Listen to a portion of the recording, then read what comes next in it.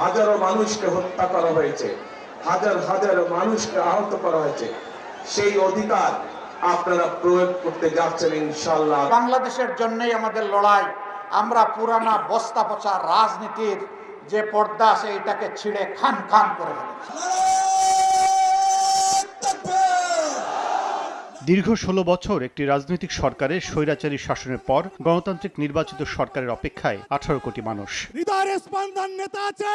তবে নির্বাচিত সরকারের বড় চ্যালেঞ্জ অর্থনৈতিক উত্তরণ, অভ্যন্তরীণ স্থিতিশীলতা ও রাজনৈতিক দলগুলোর মধ্যে গণতান্ত্রিক সংস্কৃতির মেলবন্ধন বজায় রাখা, বলছেন বিশ্লেষকরা। অভ্যন্তরীণ স্থিতিশীলতাটা ফিরিয়ে আনার কিন্তু একটা বড় ব্যাপার। এত বড় একটা অভ্যুত্থানের পরে কিন্তু একটা বিশৃঙ্খলা হওয়াটা বেশ স্বাভাবিক। কেউ কিন্তু কারো ডিফিট মেনে নিতে পারে না। সো সেইভাবে একটা রাজনৈতিক কালচারটা আবার আমাদেরকে একটা তৈরি করতে হবে।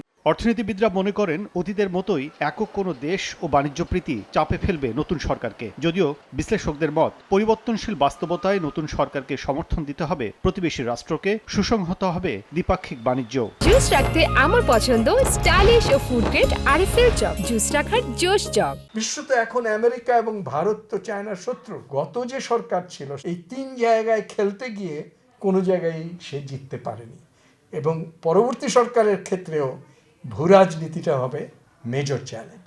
বাংলাদেশের পররাষ্ট্রনীতিতে একটা বড় রকমের পরিবর্তন এসছে, এবং পররাষ্ট্রনীতি শুধুমাত্র সরকার কেন্দ্রিক আর নেই। আমরা দেখতে পাচ্ছি যে জনগণের একটা প্রত্যক্ষ ভূমিকাও বাংলাদেশের পররাষ্ট্রনীতিতে আছে। সেক্ষেত্রে বাংলাদেশ ভারত সম্পর্কের ক্ষেত্রে দুই দেশেরই উচিত হবে সাধারণ মানুষের যে অ্যাসপিরেশন এবং স্পিরিটটা আছে সেটাকে ধারণ করা, যে অমীমাংসিত বিষয়গুলি আছে সেগুলিকে সুরাহা করতে পারবে।